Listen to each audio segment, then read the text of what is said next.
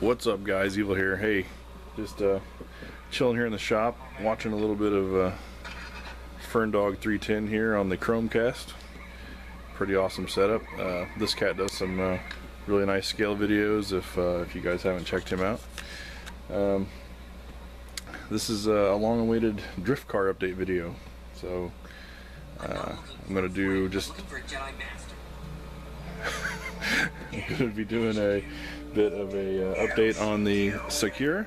I got a lot of aluminum parts to install, and so we're gonna go through that build and just kind of, you know, do a quick update on. This is the T17. I wanted a T16. That was going to get me down to about the ratio I wanted, but you can see it's down 16 tooth from the stock 22. So that's supposed to bring the counter steer ratio down to about 1.68 or something like that, just a little under 1.7. Which hopefully should make the car a lot more controllable for me, at least until I get more acquainted with the thing here. I've also got a stack of pink upgrades here I'm going to be installing here. So this is a custom carbon fiber chassis kit that just a private seller from China is selling these on eBay. These are going for around 90 bucks. And I kind of rolled the dice because he's the only guy selling them, but from what it looks like, he's made a pretty quality product here. All the machining and everything looks really good. He's got the metal standoffs and stuff for the battery tray. Pretty impressed with it.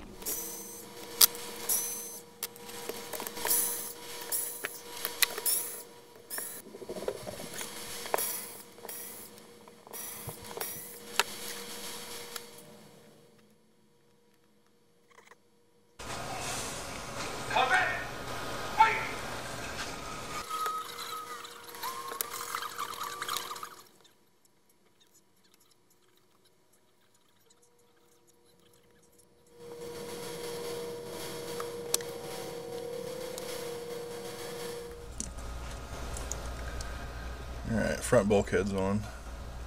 Gonna install the diffs. Getting closer.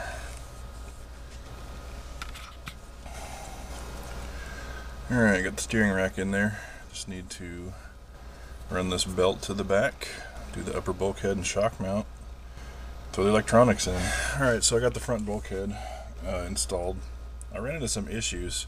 I could not get these bolts in the upper bulkhead to line up. And I got to looking at it and I noticed that the front of this looks sprung. So in the original kit they included 3 of these spacers, and I think it's supposed to be 2 of them are supposed to be narrow and 1 long one, but they gave me 2 long and 1 narrow, so it was actually pushing this front bulkhead out and just making everything a bitch to go together. Once I replaced the long ones with the single short and just bolted that plate together, everything lined right up and went right in. So more flaws in the kit from 3 Racing. Alright, electronics all mounted. This chassis actually moves the servo, so I'm going to have to work up some new steering linkage. That's what's coming up next. I got to mount the battery brackets, and then the part I'm excited about, which is the disc brakes they put out for this. So onward. Alright, got the battery brackets installed. That actually worked out a lot better than I thought it would. I had my doubts as to how well that was going to work, but somebody's going to have to hold the pack in there nice and secure. So, alright, now the part I've been waiting for to get these damn disc brakes on here. I hope these clear my wheels, but I didn't know anyone. I couldn't.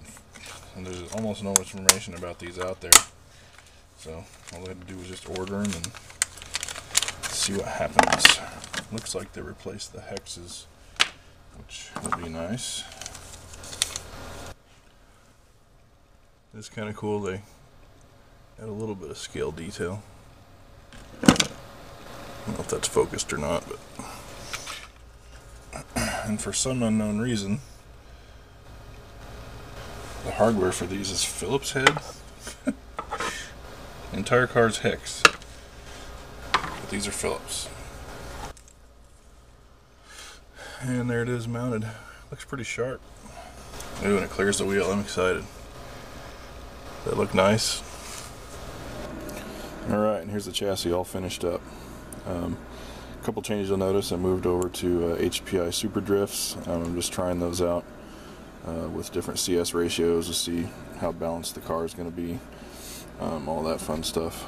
But just go over quick little things I didn't shoot assembly of. Got knuckles and C-hubs. Also installed the rear hubs. The big thing I've done is switched over to that T17 as I was talking about earlier. And have since driven it a couple times. It definitely makes the car more manageable. I think if you're a new person to counter steer, somewhere around the 1.5-1.6 ratio is going to be a lot more friendly to learn on. 2.0 is just a lot. So I think a lot of that, after driving a little more, a lot of that's subjective. People say just learn to drive it or whatever. It completely depends on what tires you're running, what surface you're on. I can see where a 2.0 overdrive would be useful in like a carpet situation or a higher bite situation, even with these tires. If you're running PVC or something real slick, it's real low traction, less CS would be preferable in my opinion. So I think it's a good idea to have a few of these pulleys on hand and just switch them out as you need. Pulling the stock pulleys off is a real pain in the rear, so what I've done is just ordered this entire shaft and then the aluminum pulleys, which are set screw. It makes them much easier to change out. Issues I ran into doing that are belt tension. Stock belt tensioner, even with the T17, will not take enough slack out of the belt. So me and my buddy Howard, we got a little bit mad scientist, and we're thinking about how to do that and actually remove that bottom pulley and replace that center spacer with a bearing, and that's working out really well with the T17. If I move to a T15, I don't think it's going to be enough, but I have a shorter rear belt on the way, a 71, I believe, or 171, I believe. I'm sorry. I think these are 180 stock, something like that. So I will update that as things progress. So, but anyway, with this setup, it's like I say, it's around a 1.6 CS ratio. A lot more fun to drive, a lot more controllable. Still a lot different than a 50/50 car. This is just a Venom lipo cut. I have lipo cut on the ESC obviously, but this here is just, it's very loud. It's really evident whenever you hit it. Other thing I didn't cover is a steering rack. Got that all installed. If there's one major complaint I have with the 3 Racing car, is the steering rack. It's just, I thought the plastic setup had a lot of play in it, and I thought if I move to this, it's all going to be ball bearing, it's going to be very precise. It's not. There's still a lot of slop, and I've tried shimming it and all kinds of different things, and the slop is literally in the machining between well, probably some of it's the bearing, but then you can actually see the bearing move inside the aluminum, so tolerances are a little bit loose on there. So that I don't see improving unless I move to like an aftermarket steering rack. So I'm not super impressed with this one. That's my major complaint. Other than that, and the little flaws that the car had, like, or they sent me the wrong part here, or they sent some wrong screws, things like that.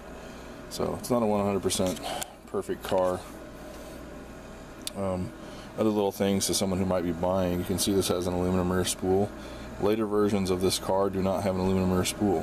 Howard bought one, it was plastic. So they are changing the kits a little, and they're not really telling anyone. So buyer beware. This car's got a decent amount of money put in it now. I think it's going to be a pretty quality car, but I still do have plans to pick up an MST car and try that out. But for now, and then hopefully I'll have them both. I'll be able to drive them both, and I'll decide what I like better. One big thing I didn't cover on the carbon fiber chassis is belt tension. Belt tension is the center belt tension is a big factor with the stock plastic setup, and people are getting around that by putting spacers and things under these. And they also make a version 2 aluminum pulley, I don't know what this thing is called, that has a tensioner that will push down on this. But I didn't have to run that. Just moving to the carbon fiber chassis, I haven't changed belts or anything. I have plenty of belt tension, maybe even a little bit tight. So the version 2 tensioner is not needed if you move to a carbon chassis. I think the stock chassis may flex a little bit, get a little bit of bend to the car. The carbon fiber is more rigid and everything stays where it should be. So plenty of belt tension there. So anyway, that's enough about the chassis. So I didn't really show the disc brakes. Pretty happy with how those look. Just shoe glued on the exhaust tip. And that's pretty much it for the chassis. Those of you who are wanting to know about the car, there's my 2 cents. Catch you on volume 4 where we detail out the body and install it, and we'll get a little bit of coverage of how that looks. Thanks, guys.